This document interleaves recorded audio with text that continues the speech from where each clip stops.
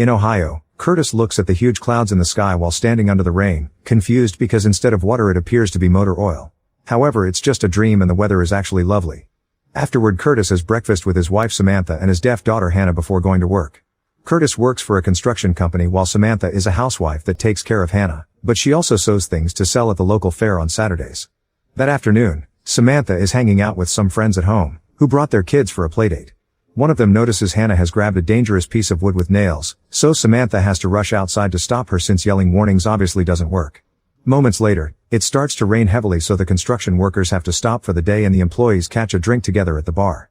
At home, Samantha teaches Anna the sign for storm while watching the rain through the window. After the bar, Curtis drops his coworker and dear friend Duarte at home. They chat for a while and Duarte says that Curtis is having a wonderful life. However, Curtis admits things aren't always as pretty as they seem. Their conversation is cut short when Duarte's wife comes out, silently demanding him to go inside. Afterward, Curtis goes home and checks on Hannah while Samantha shares that the girl still has trouble connecting with other children. The next day, Curtis is cleaning up the trash so Hannah won't grab other dangerous things.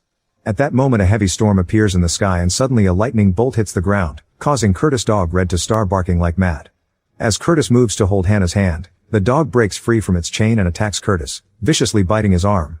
However, Curtis wakes up in his room because it was another nightmare. During breakfast, Curtis can't stop thinking about how real the dream felt. He sees Hannah is playing with Red and worries, so he takes her away from the dog. When Samantha asks what's wrong, Curtis snaps and leaves without even touching his breakfast. Later at work, Curtis continues to be distracted and won't stop staring at his arm during a meeting, thinking he can still feel the pain. The boss Jim is angry over the delay caused by the rain and wants them to catch up today. On his way to the site, Curtis asks Duarte to help him grab some extra supplies first. Later, Curtis takes a break and sees a swarm of blackbirds in the sky flying in weird patterns. He asks Duarte if he thinks it's strange, but Duarte didn't see anything. Because of the extra hours used to catch up with the delayed work, Curtis is late for the parent-teacher conference at Hannah's school. He's also covered in mud because he couldn't shower.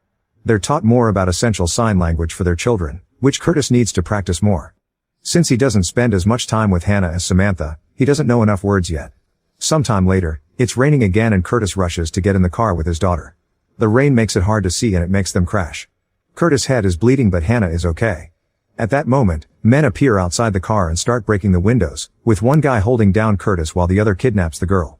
Suddenly Curtis wakes up screaming, realizing it was another dream. Afterward he goes downstairs looking rather sick. Samantha notices and worries, but Curtis promises it's just a cold and tells her to leave for the fair with Hannah. While Samantha sells her goods and argues with clients over prices, Curtis takes out the extra supplies he got at work and builds a fence around the doghouse before locking Red in it, apologizing to the poor guy. Now he should work on cleaning the trash, but he's distracted by a door that leads to a storm shelter. Curtis searches for the key in an old jar and manages to open it. Then he goes down there to consider a new idea. Later in the evening, Samantha puts the money she made in the fair with their vacation savings. She asks Curtis why Red is kept outside now, but Curtis just offers a vague answer. Samantha tries again yet Curtis ignores her to listen to the news, where they're talking about a gas leak that affected a small family. This feeds Curtis' paranoia. The next day, Curtis finds Hannah looking at the storm through the window. When he comes closer, he's startled to see a man standing outside looking at them. Curtis immediately takes Hannah in his arms and runs to hide as the man starts trying to open the door. Suddenly the whole building begins shaking and every object in the living room levitates as Curtis has trouble breathing. Then everything falls and Curtis gasps as he wakes up from another nightmare. To his shock, he's wetted the bed. When Samantha walks in, he covers his accident with the blankets. Curtis asks for the doctor's number and Samantha tries to check on him out of worry. However, Curtis snaps at her to keep her from seeing the wet sheets. He immediately apologizes for his outburst, blaming it on feeling unwell, but he still tells her to go to church because he can take care of Hannah. After Samantha is gone, Curtis changes the sheets and washes off the evidence. Later, Curtis takes Hannah to the library and distracts her with a book for kids while he searches for information about mental illness. On their way back, they stop at a grocery store to buy lots of canned foods. This causes them to be late for lunch with Hannah's family, who judge him for missing church. In the afternoon, Curtis starts cleaning the storm shelter and stores all the canned food he brought in case of an emergency. Then he stays there reading the library books. Sometime later, Curtis finally gets to see a doctor and explains he's been trouble sleeping for 4 days. At first the doctor thinks it isn't a big deal, so Curtis also tells him about the nightmares, admitting he wetted the bed and that he kept feeling the pain from the dog bite. The doctor agrees to give him medicine for a few days and tells him to consult a psychiatrist in Columbus. In the meantime, Samantha visits the insurance agency to ask about the operation to restore Hannah's hearing. Thankfully her request is approved and all the expenses will be covered because Curtis has job offers a very good policy. At the same time Curtis goes to the pharmacy to get his medicine and is surprised to learn he doesn't have to pay much thanks to his insurance. That night, the family has a wonderful dinner together as they celebrate the good news, but Curtis doesn't tell them about his medicine. While getting ready for bed, Samantha already starts making plans for a vacation since they won't have to worry about money anymore. Curtis secretly takes the medicine in the bathroom. The next morning, Curtis wakes up feeling well rested and Samantha notices he looks healthier too. However, at work, Curtis still chats with Duarte about the right amount of food for a shelter. Suddenly he starts hearing thunder in the sky, which is still clear. He asks Duarte and he doesn't hear anything, so Curtis panics and runs to a bin to throw up. Struggling with a panic attack, Curtis leaves his work and starts having trouble breathing while driving, so he stops the car to take a moment and regain control. When he's finally calm, he notices a place that sells containers and gets one to expand the shelter. Moments later he visits his mother, who behaves awkwardly because she's heavily medicated. It turns out she developed paranoid schizophrenia at about the same age that Curtis is now. He's worried that the same may be happening to him and tries asking a few questions, but she doesn't remember much about those stressful years. Afterward Curtis calls his doctor to explain he can't drive all the way to Columbus for a psychiatrist, so he asks for an alternative. That night he calculates how much it would cost to transform the shelter into a full bunker. The next morning he goes to the bank and takes out a home improvement loan without telling his wife and ignoring his agent's warnings. Later at work, Curtis asks Duarte for help because he wants to take some equipment from work to build his bunker. This is against the rules, but Duarte agrees to help. A worried Duarte also asks him if he's fine, and Curtis assures him he is. After work, Curtis goes to see a local counselor and drops all his theories based on the research he did. The woman explains she's just a counselor so she can't diagnose him or prescribe anything, but they can talk so she can guide him through his crisis. He starts talking about his mother, who one day left the family and his dad had to raise him and his brother. She was later found eating trash out of a dumpster and they had to put her in a state hospital. He also starts opening up about his dreams.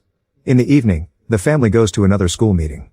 On their way back, Curtis stops the car because he's seeing tons of lightning in the sky. However, her family is still sleeping and no other driver reacts, making him worry more about his mental health. On Saturday while Samantha and Hannah are at the fair, Curtis and Duarte start working on the shelter. When Samantha arrives and sees everything, she freaks out and an argument ensues. Samantha gets angrier when she hears Curtis took a loan and yells as she demands an explanation for all his weird decisions lately, like locking up Red. However, Curtis says there's nothing to explain and leaves the room to check on Hannah while Samantha has a breakdown. That night, Curtis takes more medicine than he should. In the middle of the night, Samantha wakes up when she discovers Curtis having a seizure and bleeding next to her. She immediately calls an ambulance, ignoring Curtis when he says it isn't necessary. Moments later after the paramedics leave, Curtis finally tells Samantha everything. He swears he's going to the counselor often because he doesn't want to leave his family like his mother did. The next day, Curtis and Samantha take Hannah to the hospital for a checkup and her surgery is scheduled in 6 weeks. At work, Curtis goes to see his boss and asks him to take Duarte off his crew because he doesn't want to give orders to his best friend. Jim thinks it's weird but agrees before pointing out Curtis has been missing a lot from work. Curtis explains it's because of Hannah's doctor visits, but Jim gives him a warning. After work, Curtis goes to a store to buy gas masks, which turn out to be very expensive. Meanwhile, Duarte's wife tells Samantha about the rumors behind Curtis' behavior, but Samantha gets defensive and swears they're doing fine. Sometime later, Curtis is working on the shelter when he's visited by his brother Kyle, who has heard about his strange behavior from Samantha. Kyle worries about Curtis' health but Curtis keeps saying he's fine and tells Kyle to visit their mother. It's clear that the brothers have a very awkward relationship. Before Kyle leaves, Curtis remembers he had been looking for a dog and asks him to take Red. During a stormy afternoon, Curtis enters the kitchen and finds Samantha soaked from the rain. They stare at each other for a moment before she considers grabbing a knife. However, this is another dream. At breakfast, Curtis can't shake the freaky nightmare feeling and when Samantha tries touching his hand, he moves it away. At that moment, they notice Jim waiting outside. Curtis rushes to meet him and hears horrible news. Jim found out about the equipment Curtis borrowed illegally, so he fires him with only 2 more weeks of medical insurance. Duarte has also been given 2 weeks of unpaid administrative leave for helping. When Curtis shares the news with Samantha, she slaps him before rushing out of the room with Hannah. Later, Curtis goes to see his counselor only to discover the woman was transferred and there's a new guy. This man wants him to start over from the beginning, but Curtis can't take going over his mother again and losing the progress so he leaves without a word. He goes back to the shelter and continues working on it. Meanwhile, Samantha keeps fixing neighbors' clothes for extra money, but it isn't enough and she must take the remaining savings from their vacation can. In the evening, Samantha talks to Curtis, who explains his flinching was because of a dream and grabs her hand to prove he's working on it. Samantha announces they're canceling the beach trip and they'll use his last check to cover 2 months of bills. She'll postpone Hannah's surgery and they both must concentrate on getting jobs. Samantha is willing to work on their issues, but she puts the condition that Curtis must go to an actual psychiatrist. She also wants him to come to a school dinner on the weekend to work on his isolation. On the night of the event, Curtis is confronted by Duarte, who blames him for his job suspension. Curtis tries to ask him to talk later in private, but Duarte keeps going as he complains about Curtis cutting him off when they're supposed to be friends. Duarte even pushes and punches Curtis, who kicks him back. Finally snapping, Curtis yells as he throws a table on the floor. He announces there's a devastating storm coming and nobody is ready for it. Then he has a breakdown and Samantha uses the chance to take him home. Sometime later, Curtis sees Hannah in the middle of the road and runs to pick her up. At that moment a bunch of birds appear in the sky and fly in weird patterns before moving toward Curtis. He protects Hannah as the birds fly past them, then they do another weird pattern before they start falling dead to the ground. Terrified, he runs into the house as a siren begins wailing. At that moment he wakes up and discovers the siren is happening in real life. It's raining quite heavily, so Curtis takes his family and they run to hide in the shelter. After locking the door, Curtis makes them put on oxygen masks just in case. Then they fall asleep and wait for the storm to pass. A few hours later, Curtis wakes up and checks on the door, but he can still feel the storm outside and goes back to sleep. In the morning, Samantha wakes him up, asking him to open the door because the storm is over. Curtis disagrees and says he can still hear it. He also makes Samantha touch the door so she can feel it. However, Samantha doesn't hear or feel anything. Panicking, Curtis steps back and refuses to open the door, offering the key to his wife. Samantha refuses to take it because doing it for him would only delay the issue and Curtis needs to confront his fears. Wanting to be good for his family, Curtis gathers his strength and finally opens the door to find a beautiful sunny day. The neighbors are fine and picking up any trash left by the storm. Sometime later, Samantha finally takes Curtis to the psychiatrist. The doctor agrees to give Curtis more medication immediately and decides he needs time away from the shelter. He tells the family to take a few days off to rest and get ready because Curtis will need to be sent to a specialized facility until he recovers. This means he won't see his family for a while. The next day, the family is at the beach. Curtis and Hannah are making a sandcastle when suddenly Hannah signs the word storm as she points at the sea. Samantha comes out and discovers it's raining oil. At that moment the whole family sees a huge dark storm approaching in the distance and Curtis turns to Samantha, who nods at him to confirm she can see it too.